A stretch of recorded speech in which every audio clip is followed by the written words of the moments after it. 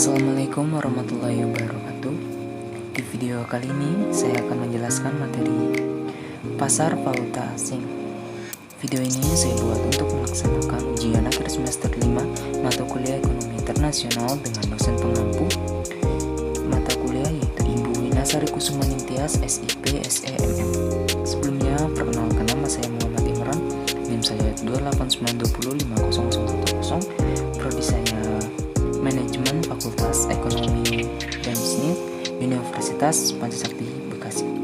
Baik, kita langsung saja masuk ke dalam pembahasan kali ini, yaitu pasar valuta asing. Oke, selanjutnya ada agenda.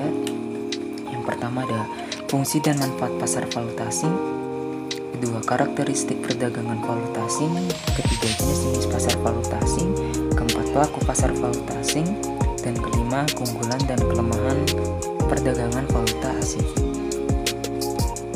Oke, sebelum masuk ke agenda yang pertama, saya akan menjelaskan dari pasar valuta asing. Mata uang suatu negara tidak atau kurang berlaku di negara lain, karena itu memerlukan alat transaksi yang dapat diterima di negara lain. Alat transaksi tersebut dikenal dengan nama valuta asing atau falas. Sedangkan tempat terjadinya transaksi jual beli falas disebut dengan pasar valuta asing dalam kurung foreign exchange market. Oke, yang pertama ada fungsi dan manfaat pasar valuta asing. Forex atau foreign exchange atau menurut pengertian dalam bahasa Indonesia disebut sebagai valuta asing falas, yaitu suatu mata uang tertentu yang dimiliki oleh negara lain sebagai alat pembayaran yang sah. Valuta asing akan mempunyai suatu arti apabila valuta tersebut dapat ditukarkan dengan valuta lainnya tanpa pembatasan. Perbedaan nilai tukar antara mata uang suatu negara dengan mata uang negara yang lainnya disebabkan beberapa hal, yaitu yang pertama, perkiraan tentang persediaan mata uang di masa datang. Kedua, perkiraan tentang kebijaksanaan pemerintah terhadap kekayaan perorangan. Ketiga, perkiraan mengenai neraca pembayaran. Keempat, kepercayaan akan keseimbangan saldo perdagangan. Kelima, tanggapan terhadap campur tangan resmi pada bursa. Selanjutnya yang kedua, karakteristik perdagangan valuta asing. Pusat perdagangan utama valuta asing adalah di London, New York, Tokyo, dan Singapura. Namun bank-bank seluruh dunia menjadi pesertanya. Perdagangan valuta asing secara global terjadi sepanjang hari. Apabila pasar Asia berakhir, maka pasar Eropa mulai dibuka, dan pada saat pasar Eropa berakhir, maka pasar Amerika dimulai dan kembali lagi ke pasar Asia, kecuali akhir pekan. Dan yang ketiga, jenis-jenis pasar valuta asing. Pasar spot atau pasar tunai, pasar yang memfasilitasi transaksi nilai tukar berjalan atau berspot suatu valuta asing. Komoditas atau falas asing yang dijual secara tunai dengan penyerahan segera yang disebut actual market atau physical market. Dan B, pasar forward. Pasar forward, pasar yang memfasilitasi perdagangan kontrak kurs forward atau mata uang. Kurs forward adalah nilai tukar suatu valuta asing dengan valuta asing lain pada suatu waktu di masa depan yang dikuotasikan oleh bank-bank. Dan C, pasar currency future. Pasar yang memfasilitasi perdagangan kontrak currency future. Suatu kontrak currency futures menerapkan suatu volume standar dari suatu valuta asing tertentu yang akan dipertukarkan pada tanggal penyelesaian atau settlement date tertentu di waktu yang akan datang. Selanjutnya yang keempat, pelaku pasar valuta asing.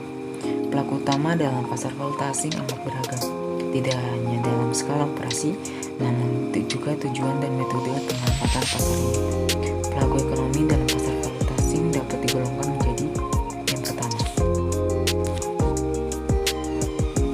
salah satu pemeran pasar valuta asing adalah aktivitas perusahaan dalam melakukan pembayaran harga barang ataupun jasa dalam mata uang asing.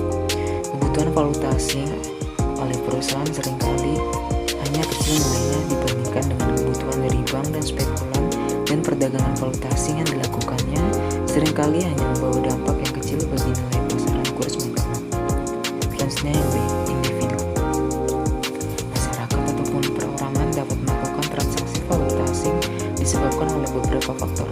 Faktor yang pertama adalah kegiatan spekulasi, yaitu dengan memanfaatkan fluktuasi pergerakan nilai valuta asing untuk memperoleh keuntungan.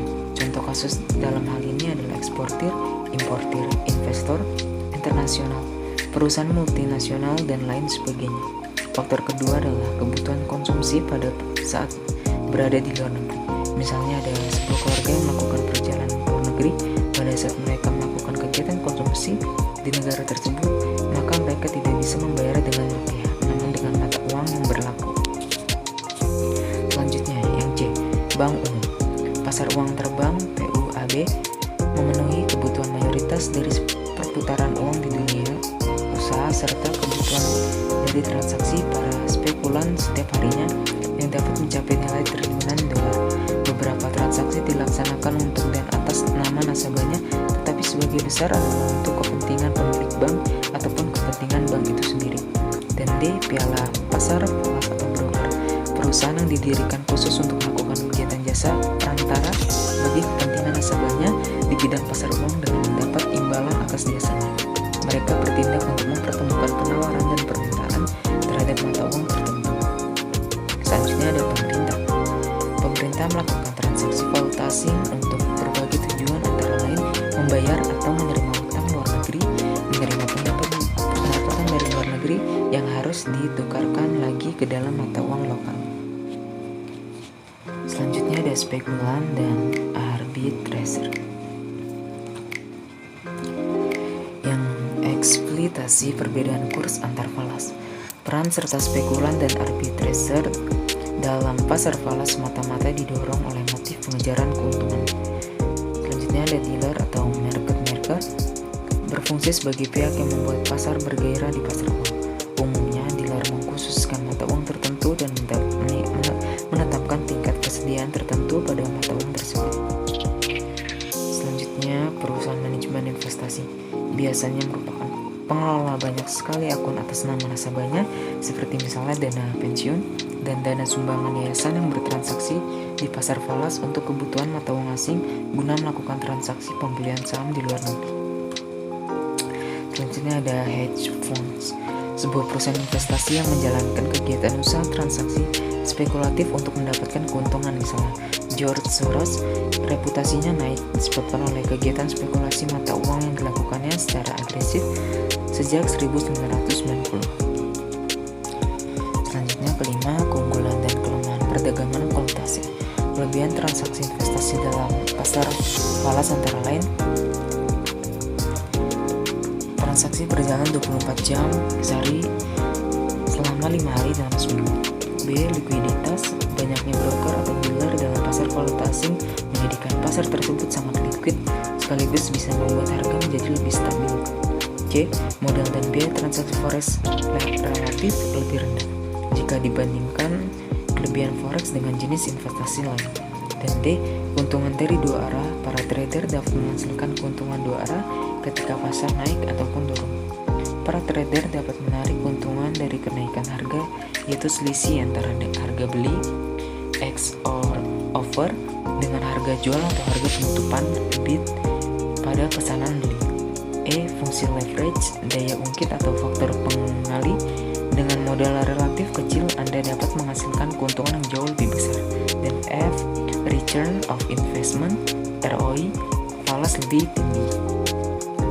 Oke, cukup sekian yang bisa saya sampaikan dari mata kuliah ekonomi internasional dengan materi valuta asing. Oke, itu saja. Terima kasih. Wassalamualaikum.